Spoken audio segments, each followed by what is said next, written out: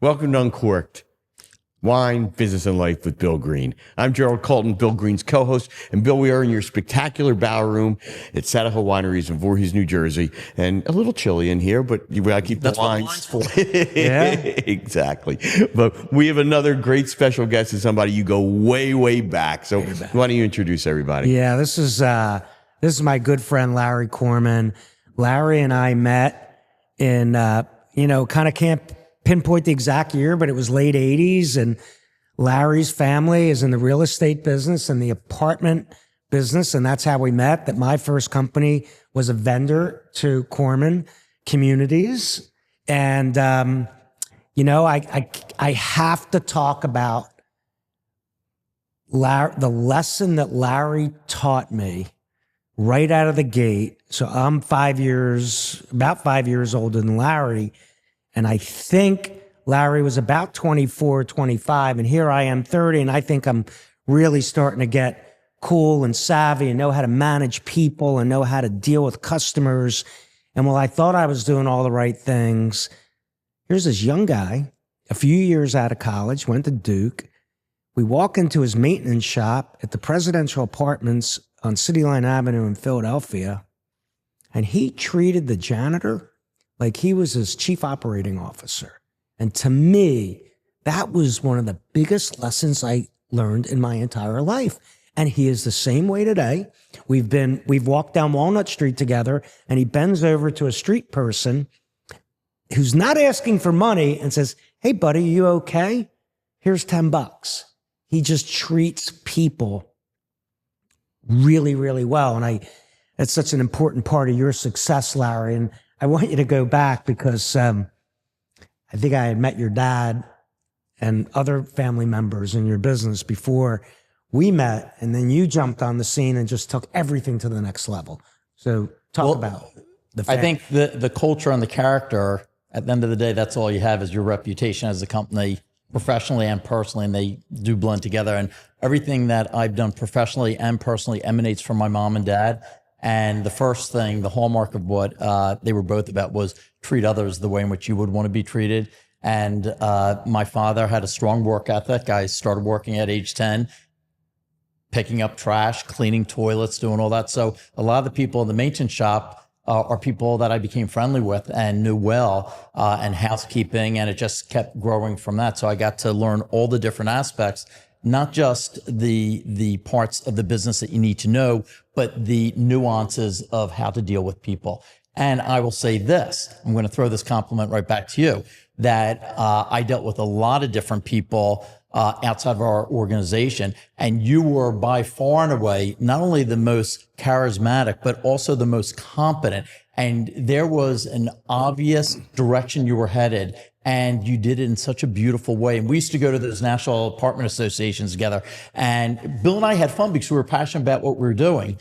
But we also knew when the fun stopped and to get a good night's sleep. We were the only two people for breakfast. Everybody would be at lunch and dinner and drinks. We were the only two people at breakfast. And we bonded at a lot of those events and became really good friends because we had shared ethics and morals, that it wasn't about making the last dollar. It was doing the right thing and doing it the right way and building a company that lasted with people that we cared about. It was. And but maybe it was something because we actually had wives.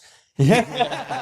That's why we weren't being at the bars till 4 a.m. Well, look at you now, both of you. And I think that's an amazing lesson for everybody out there about, and you haven't changed and you're still driven. But I know, Larry, that the Korman name was pretty well known in the Philadelphia area. So talk about how the family name got out there and what started it and has led to your tremendous successful career. I think that within Philadelphia, within the provincial setting of Philadelphia, Korman had a strong name, and I think it emanated from Hyman Korman, who was a farmer first and foremost. He was a dressmaker, met his wife. She really sort of created the first Airbnb. She would save money to buy the farmland they were renting out, and then he, with his two sons, after farming, cultivating the land, so to speak, one son went and became an architect. The other son became an engineer, my grandfather, and they started building row homes. And when they got into the hot and heavy of building homes, approximately when we talking? How far back? About 1913, 110 years ago. They started around that time period. It was a process to get going. But by the 30s, they really were rolling, and they had built in total about 30,000 homes, mostly row homes in Northeast Philly, which was Roosevelt Boulevard on there.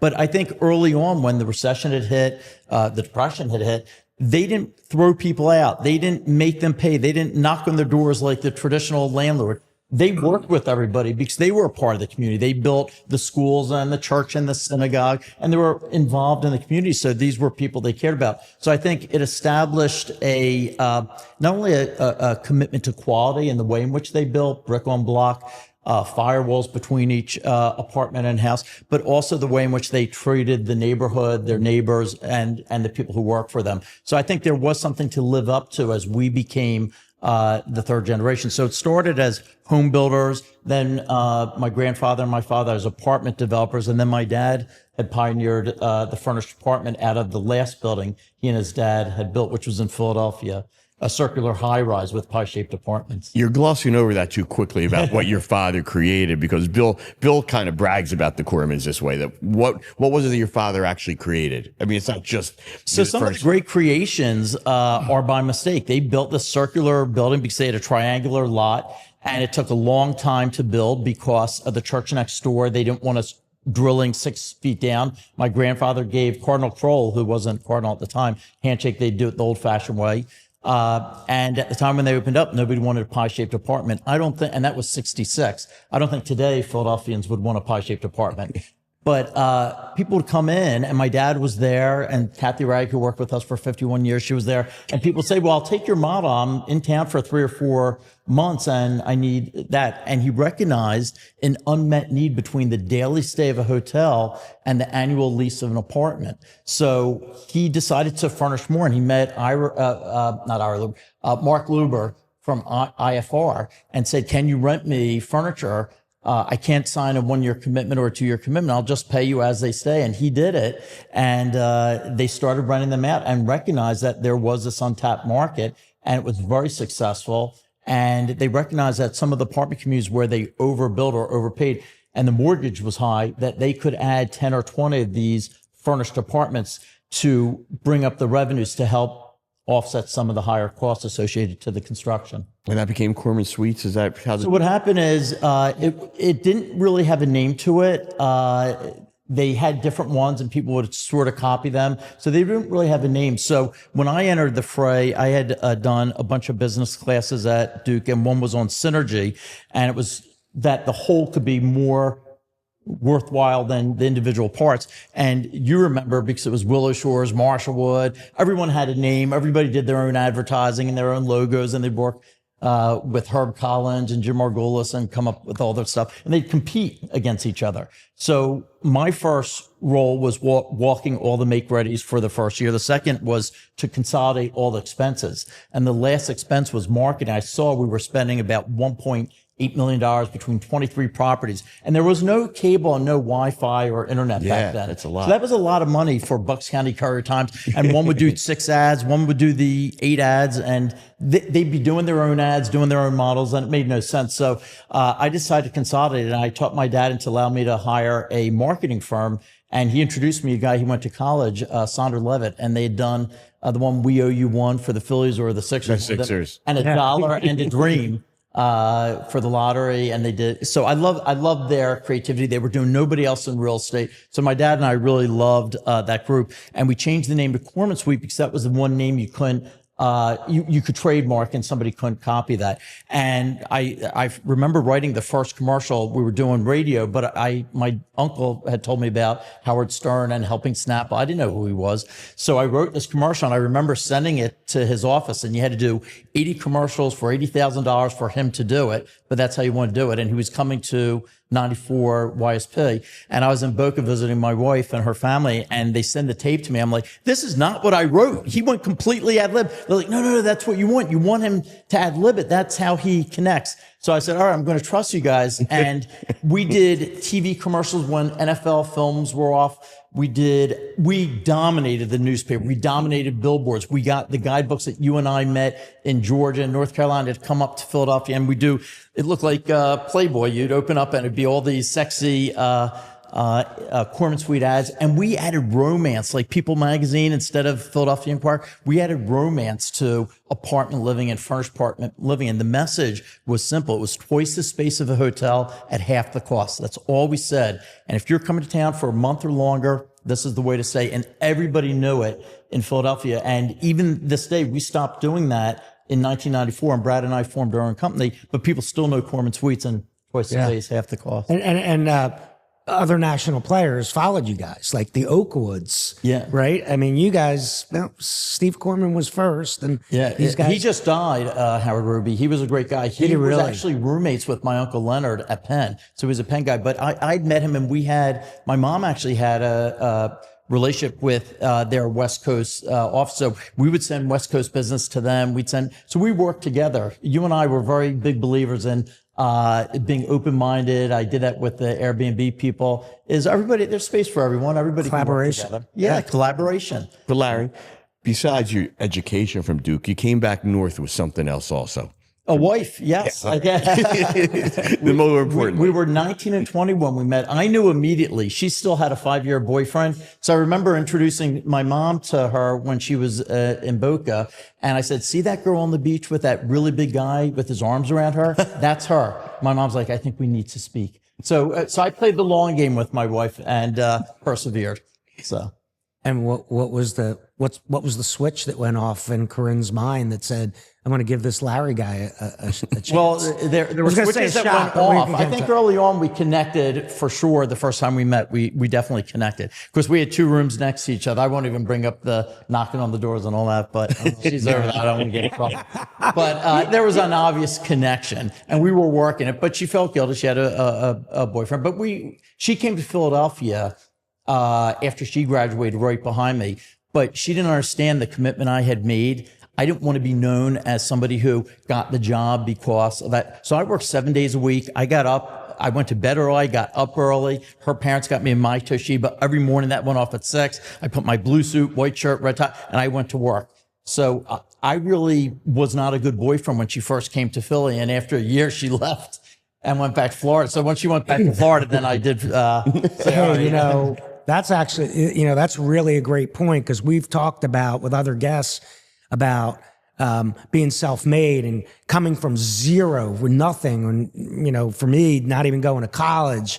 And Larry came from a family that was already pretty successful when he entered. And that was kind of where I looked at this guy saying, I don't really need a silver spoon friend, but this guy worked harder than anyone else in his family, and harder every day. And even now when I call you and I say, what are we doing? What do you, let's get together, whatever. Oh, I'm in London, or I'm in LA, or I'm here, and I'm there. And this guy is not giving up. And I don't think Larry Korman, I think there's a lot more tricks in Larry's bag coming out that we don't even know about. Well, we're going to go to some of those. Yeah, let's hit the first one. We're going to you're on the other side. No, we got an order. You're right there. So it's left to right. All right. So Larry, this first one is, I'm very proud of this, because this is the first reserve wine that Saddlehill made. It's from our 2022 grapes. It's a classic Bordeaux blend. It's our Vintner's Reserve. And we think it's still way too young, but I want to know what you think.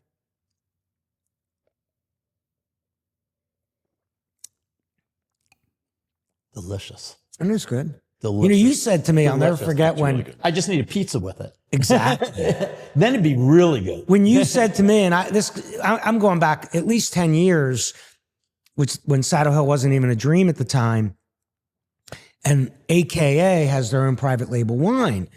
And I think we were going out with Corinne and Amy, and you brought a bottle of wine. And I'm like, oh shit, what's this going to taste like? Pennsylvania wine. He told me, I'm like, thank God for global warming. But you know what?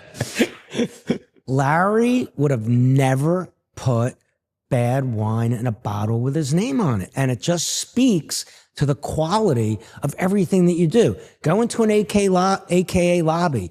It is first class. Even the apartments, when, Bill Green was selling Korman toilet seats for the apartment buildings, they were always a step above every other apartment building. And it's just kind of like, someday maybe we'll have an AKA name on this bottle. It'll be an amazing Our thing. Avon did start out, our chef at A Kitchen Bar was in that train accident and was paralyzed, and we were trying to raise money, and he was very fond of wine, and we created an Avon Chardonnay and Avon Meritage at Carramore and had an event, $500 a person. We had all the top chefs, and it was really to raise money. And we had the two people from Cleveland Clinic come in to talk about the surgery, which was like a $3 million surgery. And we decided all the chefs said they want to sell this Avon. So we raised about $330,000, but we recognized that we were not assuaging the need of what we had created with Atelier, aka food and beverage. So we had to elevate our game. So we now get our Avon Chardonnay from France. We get our Avod from Northern Italy. And we just launched Agave tequila from Western Mexico. We stopped the Avon Meritage because it stained the carpets. So we have really good wines. But the Avon Meritage now is the Korman House wine. So Amy and I ate at which is really good. A bar in Philadelphia, a kitchen in Philadelphia, it's Wednesday night, I think it was. I went through the wine list looking for the wines, and I didn't see it. So it was all kind of name wines. You don't in the restaurant. So the reason we're in Wine Spectre and Wine Enthusiast top 100 wine restaurants every single year, and we've been also listed as even higher than that in other ones, is because they're all boutique wines. None of the places we find around the world produce more than 1,000 bottles. They're all organic, natural, purely natural, and they're all accessible. Meaning you could buy a bottle for $35, $55. Right. They'll do vinyl night and have all kinds of different wines. Now, we have elevated the wine program in New York with Pascaline, who's our wine director. She's like the #1 person in France. She's well known, has a new book coming out right now. But she has curated a wine list for us at our higher A lounge and bar, where we take it to that next level. And then Death & Co. did all our cocktail lists, like Moscow Mule, Penicillin, like 20 years ago at for that part of it. Yeah. So each property is unique, like its architecture and design, but they all stand for something specific. And think about this. You could have hotel chain, let's just call it a hotel chain for this conversation.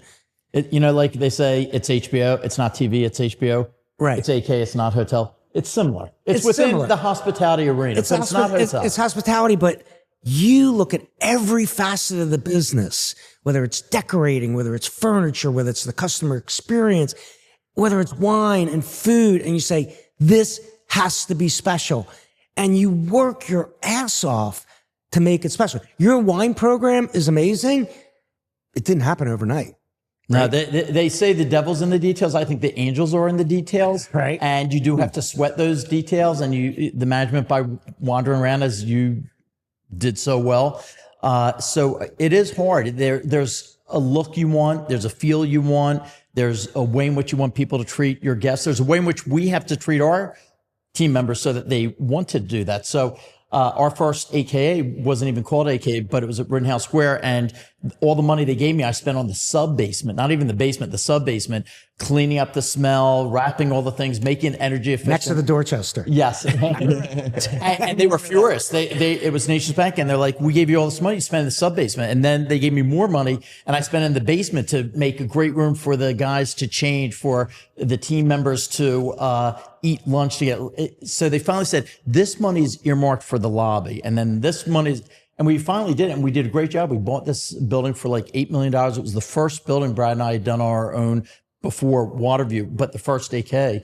But when we left the family company to do something on our own, Brad was just graduating from Wharton. I was, at that time, general director of the 23 apartment communities, the Korman Suites. And we didn't like it. We're just getting paid based on our age. It wasn't taking into consideration responsibility, commitment, performance, all those other elements that generally would allow a company to thrive. And I think it's one of the reasons why a lot of companies that are family companies don't make it past the second generation. So we didn't have any money at that time. So we got a loan from the bank. My dad helped us with that to get the debt. And then we asked the bank, could you also give us a loan on the equity? So our first property was out in East Goshen Township, Waterview. It cost next to nothing. I was there 6 days a week, morphed it, made it unbelievable, added the furnished program, did great landscaping, had no landscaping, made it beautiful. We did really well, enough to bring a partner in to do this Rittenhouse Square one and that one, where they had 75% each and we had 25%. And then we took it to another partner to North Carolina, then to Georgia, to leave the provincial surrounding and elevate the apartment offering and the furnished apartment offering. Yeah. And I remember, I think the first time I heard the words curb appeal, like Korman's, they spent more on landscaping. That was my dad. My dad was a nut with landscaping. So I understood the nut part that I bring to the other elements of design. That was my dad, the double-edged blades. And it was amazing, the landscape. We'd be in some of the worst locations in Philadelphia. Lindbergh. And had the best, and had International City, had the greatest landscaping. That mattered to him. The begonias with Jetvac and Abbey and all Nine that. yards. Yeah. Bill, I think we can bring. I think this is going to be. We're now going to go to the second wine, Larry. We're not allowed to finish the. We'll have time enough. You can finish them all. All right, but we have to sip. So, Bill, bring us our second wine. So this is a 2004 Screaming Eagle. I love the name and I love the logo. Oh, sorry, wrong one. Okay, All right, start that one again. Screaming Eagle's next. Okay, sorry, my bad. Thanks, guys. Screaming Eagle has to be for the last. Yeah. So this one is unbelievable as well. 1995 Chateau Aubryon, one of the 5 bigs from Bordeaux, and let's give it a shot. Sure. It's going to be earthy. I love Bordeaux, so.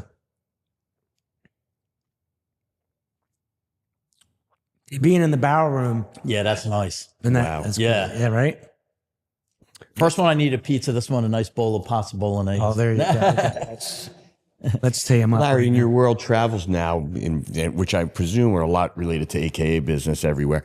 Do you get to visit vineyards anywhere? Yeah, we actually created a program at AK Beverly Hills with Airstream, the CEO of Airstream, where you would get the largest Airstream, large silver car ticket. Corinne and I were the guinea pigs for her 50th birthday.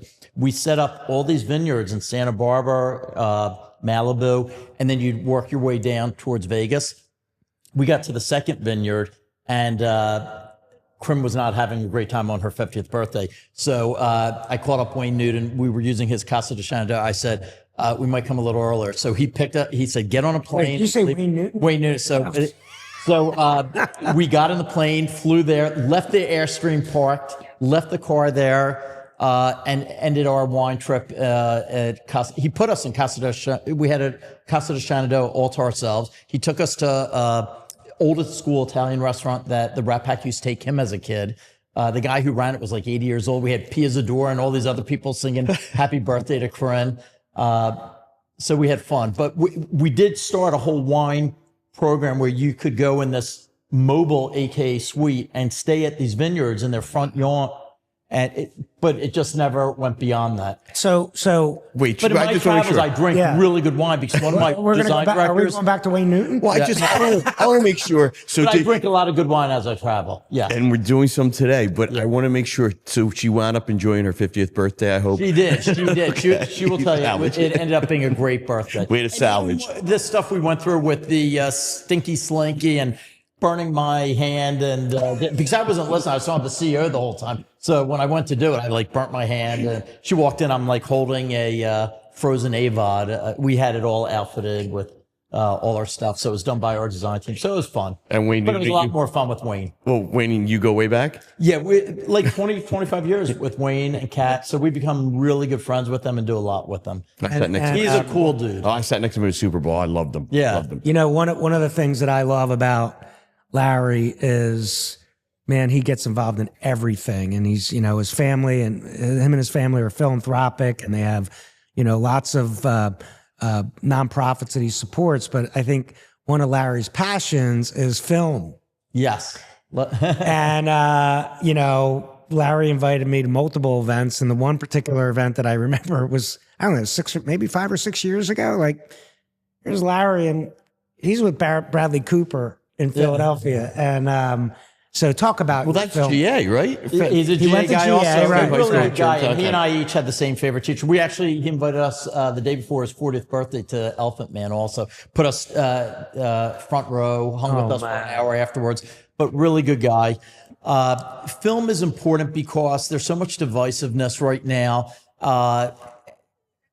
And it's one way. It's an accessible way to get people to sort of put their feet into somebody else's shoes and to for 2 hours sit and see how somebody else is dealing with something in life. So film was a way also to bring people in North Philly into the theater and see a cool movie, and talk about it and converse. So it was really done out of that desire to bring community back together. But it's also a way in which for us as a company to thank the group that really made us, which is Production Films. When we had 4 properties opened up in New York, nobody knew who AKA was. And the recession had hit in 2008 when we opened our 4th property. And at the time, it was out of vogue to say you're staying at the Plaza or the St. Regis or Peninsula or Four Seasons, all the hotels around us. But we sort of assuaged their need for luxury, location, value, and nobody knew who we were. But it was really the production companies, Kaufman Astorius, Steiner Studios, that were giving us all this business. So if anything was being filmed in the city, they were always staying with us. They wanted the anonymity, the directors, the stars, producers. So they would stay with us for 8 weeks, 12 weeks, as opposed to going from hotel room to hotel room over an 8-week period or 12-week period. They liked having a kitchen. When COVID hit, we became self-sufficient sanctuaries. Everybody closed their doors, hotels. We were wide open. We were doing great. We're probably the only hotel company that didn't apply for anything. We were doing great. People wanted a kitchen where they cook and dine, a living room where they could work and relax on the comfort and privacy of their own residence. So a lot of that was because of the production companies. So we added cinemas. We created A-Film Productions where each year we produce a film based on an artist who's trying to, the common theme is it's always about one person going against the grain to help others. So our first one was The Barefoot Artist, about Lily, who used her art around the globe to heal broken communities. So we just got involved with Tribeca, then became chair of Philly Film, got involved with the student film at BAFTA in LA. So just to get involved in helping people and bringing community and try and break some of the divisiveness in a cool way. It's really cool. What talk about my favorite one right now is CHOP though. I've gotten off all the universities. So I was on Penn design at Drexel on the main board, and I've dropped all that and CHOP. I'm 3 different things with CHOP. I think you took my. I think you took my. Are you on the building committee? Oh, are you on the operations board or the truck? No, the building one with Aileen Roberts and Carl and Mitch's son. I'm co-chair of networking with Delilah, who's I don't know if she's allowed to say a chief diversity officer at Comcast. Is she allowed to say that in today? I don't know, but so she and I are on that, and then corporate counsel. But I love CHOP and what they're doing, and we helped produce a film about innovative doctor who took stomach cancer 50 years ago from killing about 90% of the people who had it to 10%, and also created the first Ronald McDonald House. And Larry, and I mean, those are... And it's a great film. It's out now. Those are Philadelphia things that are, and just for those who don't know, who might be listening somewhere else, CHOP is Children's Hospital of Philadelphia, and one of the great facilities anywhere. And obviously, you guys both have been passionate about that. And I know all of us as parents are always thankful that we have a CHOP right there. Well, you know what? How lucky are we? It's all 3 might have to go at one point. It's changed so much, and it's all, it's still a business, right? Madeline Bell is one of the best leaders in the country. She's the best. I adore her beyond compare. She's a force. Yeah, so he's hanging out with Bradley Cooper and Wayne Newton, but it's CHOP that he likes. Exactly. He lit up like a Christmas tree when we talk about CHOP. Hanging out with this guy and Madeline over. I was telling our Wayne story for your 50th birthday.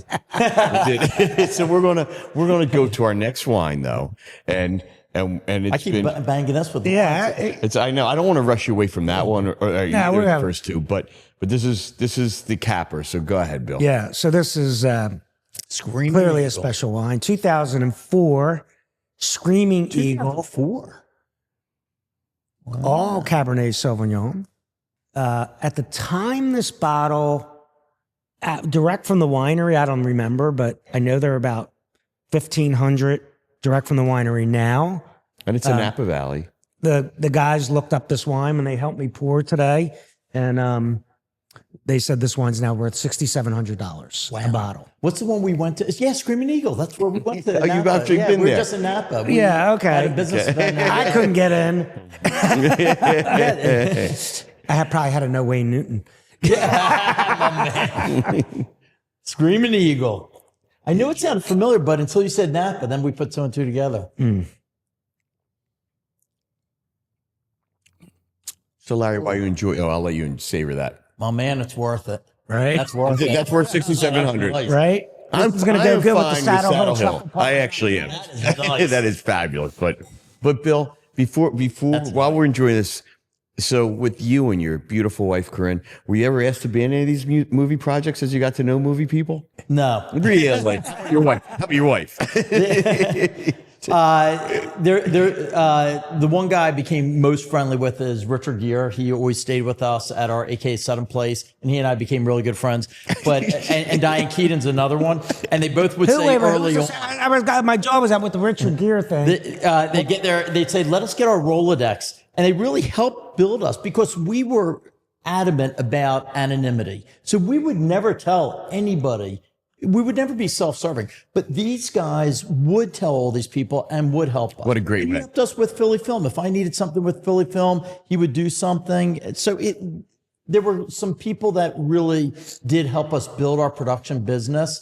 And I'd say Diane Keaton and Richard were the two. Everything I did in LA, I did with Diane blessing or not blessing. She got us landscape architects and she was great. So the two of them were very helpful in building that. But we always kept it separate. We almost let one of the films done about 10 years ago, Paranoia, that was staying with us at AK Rittenhouse Square. And we had Miley Cyrus there because her husband was in it with Amber Heard when at the time she was dating both Johnny Depp and her girlfriend. We would move. We'd have a weekend 2-bedroom for her. We'd have a studio for it was crazy. She had a bulldog, but it was great people. Richard Reif was there. We hung with him for a while. Harrison Ford. There were great people there. And the director wanted to use our house. And I'd always sort of kept off, like at night would ask them. Right. And we never did that. We always kept a line between the people staying with us and what we were doing and any involvement personally. But it was a really good friend of mine, producer Scott Lambert, asked if they could use it. And then they talked about this helicopter scene coming down and filming from the pool. We're like, let me introduce you to Dennis Alter.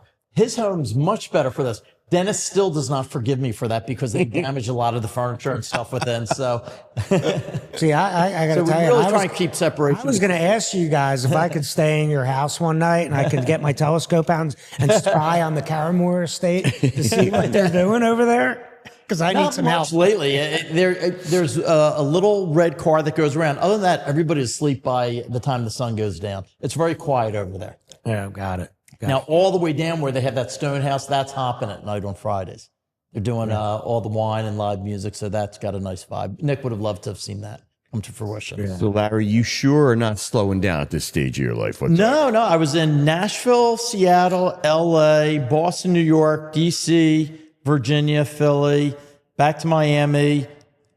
We did a quick stint to eat some pizza in Italy and then 5 days in London. That's just the last 3 weeks. And I'm heading back to New York and Miami and Boston next week. And that's all business related? All business. Wow. That's something. So we're really looking to take this concept of service residence to that next level globally and to bring in a really significant partner that creates synergy, that has alignment of the platform, the brand, the management company, and comes into all the properties we currently have and then beyond that. So we've been working hard to identify who that partner could be, but there has to be alignment of vision, of values, and then the platform and all that together, and then take this to the next level. Bill, I mean, you've known him since he was, dealing with the janitors and all this stuff, and he's the same guy. He is exactly the same. But he has taken that passion, that energy, and that really love of people, and your enthusiasm for that just shines through. It's contagious. Nicholas just celebrated today his 39th anniversary. We came in the same week together, so it's my 39th. But we've had a blast here. We were just talking about that at lunch today, how much fun we've had. Larry's business is so successful, and it's the culture your family business built. But we're talking about Kathy, 51 years. When I was in London, she was texting me saying, "You will get me out of retirement if you get something cool in London."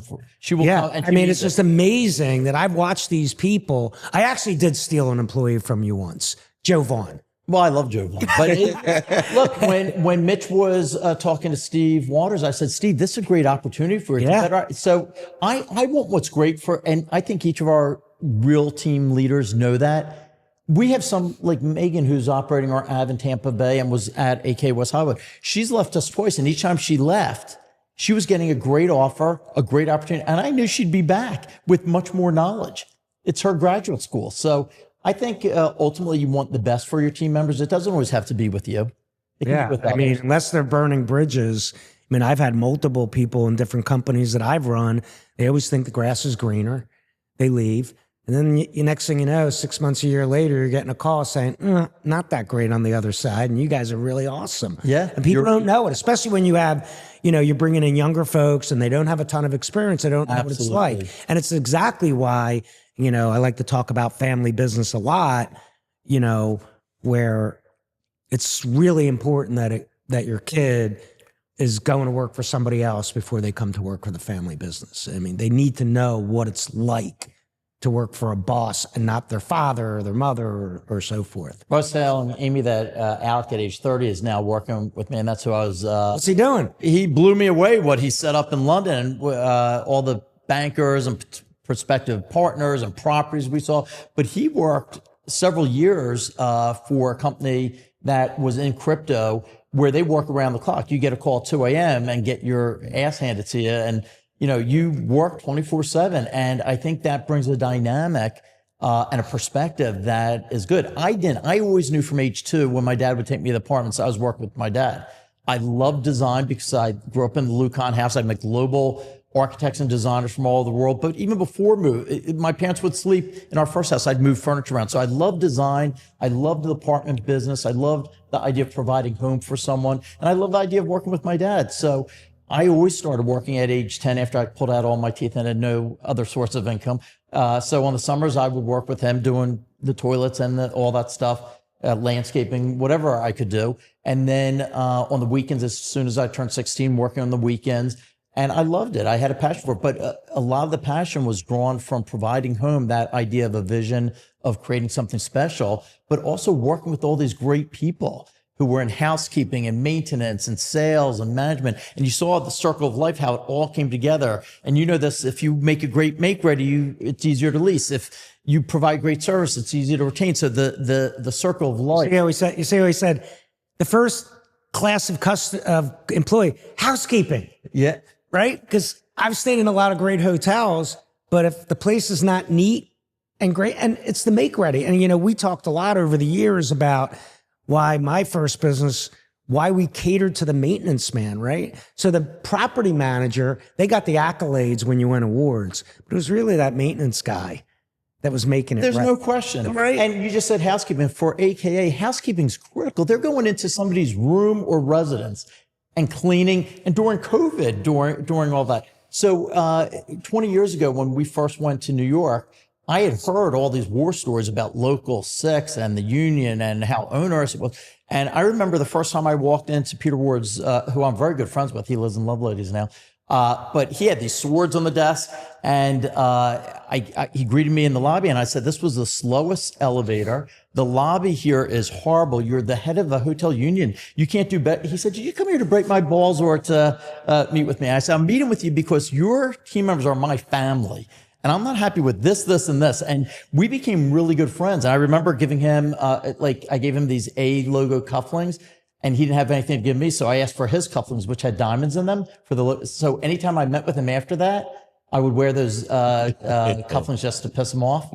But he and I became really good friends. And then his lawyer, Rich Morocco, who took over when he left, he and I are really good friends. I have great respect for him. He has great respect for him, but I recognize that his individuals are well trained and critical to our operations. So I don't fight it. I go with it. And I think because of that, I probably don't get some of the other things that other hoteliers get. Yeah, you talk about the age, and Larry's not going to slow down because I can tell. I think I finally convinced him to be down the shore. Yeah. So now he goes down the shore on some weekends. Not all the time because he's all over the world. A little vodka with but my dad. When do I get you down to Florida? So I've been in Florida. But you don't spend a lot of time. We raised a fund. I'm going to shock you here. So we raised a fund with a group from Tel Aviv and UAE. We were going to raise 300 million. We raised 750 million, mostly because we had an innovative approach to hospitality. We were going to buy iconic dissipated hotels and reimagine them, repurpose them as a vertical version of vacay. Raise this money, and the American group overseeing it was Joe Lubeck, who lived in Palm Beach. He said, part of the deal is you have to be down here, at least for the winter months, so we can have our meetings and all that. And we bought a property in Brooklyn, West Palm.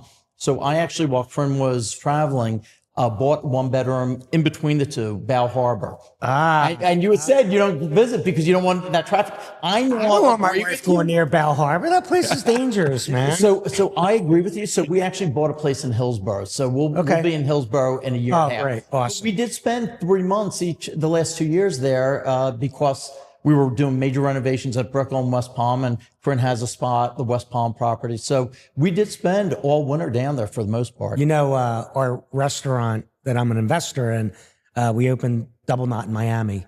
I heard that. And we're opening in... I always get those two Michaels confused. Aviv is Michael Solomon. Scholson. So you're Michael Scholson. Yeah. And Double Knot's going to kill it there. Well, we're already killing it, and we're opening in Manhattan before the end of the year. Maybe we do a little collaboration with AKA. And we tried to with him. Jerry, I had Jerry meet. Well, you're talking about the wrong guy. I tried to talk to you also about No, he wanted equity, remember? He didn't just want to fit. That's my partner. He's so awesome. You taught him well. Love it. Well, listen, as we wind down and you can drink these unbelievable wines. I mean, it's been so. I'm not giving this one back. It's been the other day. I mean, these other two are really good too, but they're awesome. But we literally had all these talks the 3 days we were in Napa about Screaming Eagles. So. But Larry, your passion is infectious, and it sounds like you are now doing some of the greatest stuff in your career and loving it. And so there is no slowing down, and you'll come back and join us and give and update us and name drop, which you didn't do. I mean, we maybe bring Wayne or Bradley along. But anyway, it's just been such a pleasure to hear this. And if there's one thing, and I kind of feel it from you, there's probably not one thing, but we have a lot of entrepreneurs, young entrepreneurs who watch us. And what advice that you would give from your experience, your career, and what has made you successful to someone starting out? I think if I have to pick one thing, it's a lesson again from my father. And I find myself using it more now than I used to. Because I used to say, follow your passion. No, don't follow your passion. If you're really good at something, embrace that and it'll become passion. But my advice that I've been using lately is work backwards. So my dad will say, all right, what do you want to accomplish? And then what are the points to get there? What bottom line do you need? And then what do you need to get there? So see it, like if you can conceive it, you can achieve it. So you see what it is you want. You need this number. What are the elements you need to do? What fixed expenses, what variable expenses, what revenues, what rate, what occupancy, what is going to take you to that promised land? That's the number you need to get to. If you just say, here's the occupancy I can get, here's the rate I can charge, I'll see what my expense, you're never going to get to that pinpoint. So you have to have clarity to the end goal. And I do that from the micro to the macro now. I know what I want to achieve, and I'll tell you at dinner, and I'm working backwards from that now. And I think that helps because it's like shooting an arrow and not having a bullseye there. You need a target and you need to know what that bullseye is. Then you can go back and shoot the arrow. I mean, Bill's over there who's had incredible success in his life and still has the passion and drive. He's like blown away by what you just said. Well, I've heard a lot of the things and learned a lot of the things from what you've said and that your will, book, on your telecast, all of it. But that's part of the lesson too, which is. But I also got to watch him in action. I got to see him build it. I was even on your show when you were going public. Remember, you had me come with you? Yeah, CNBC did a piece, want to do a piece on us, and they said, we want to have you with a customer. And I said, oh man, well, that's an easy one. Right, Larry's the best. I was so proud. I literally had tears because I saw how hard you worked and how focused you were. There was you made it fun, but you were very driven, straightforward. You knew what you were trying to accomplish, but you did it in such a beautiful, fun way. But it was actually kind of interesting because when you talk about follow your passion or do what you love, and it's so important to me to do what you love, and then. For 25 years building Wilmar, I said I loved it. And did I really love selling toilet seats and garbage disposals and light bulbs? I love the money. Well, I know I didn't have a passion for those products. I had a passion for the whole concept of solving a customer's problem. Wilmar. And doing it and, meeting great people like you. And, you talk about the apartment association. It just all came together and you can't understand. What do? I sell maintenance, plumbing, hardware and maintenance supplies. And it's like, well, how's that fun? It was a lot of fun. And it was, you made it fun. You made it fun for everyone. That passion showed and was shared.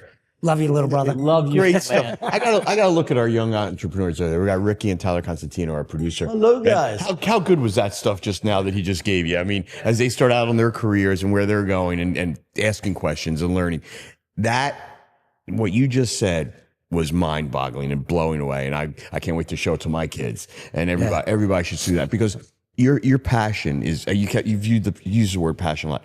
You are one of the most passionate people I've sat next to, and it really wears off. And end of the day, but you can't be unpassionate with that. First of all, being with this guy, and also, and you've spent your life with someone, I'm sure, as well, that you bring it together. I've known almost equal, right? Well, and I got to say, yes, semi regards to Wayne Newton, and it's really been a pleasure. We were supposed to be with him last week in Beverly Hills. His mother-in-law just passed. Who was that? The cat's mom just passed. Marilyn, who we adored. Well, anyway, thank you. Hope you enjoy the wine. Cheers. We've enjoyed like crazy having you here. So thank you, Larry Korman. Continued success, and should all stay at AK. The mic for the we should all stay at AK whenever we can. Cheers. On behalf of the proprietor of Saddlehill and the namesake of this podcast, Bill Green, I'm Jerrold Colton saying thanks for listening to Uncorked. We'll see you next time.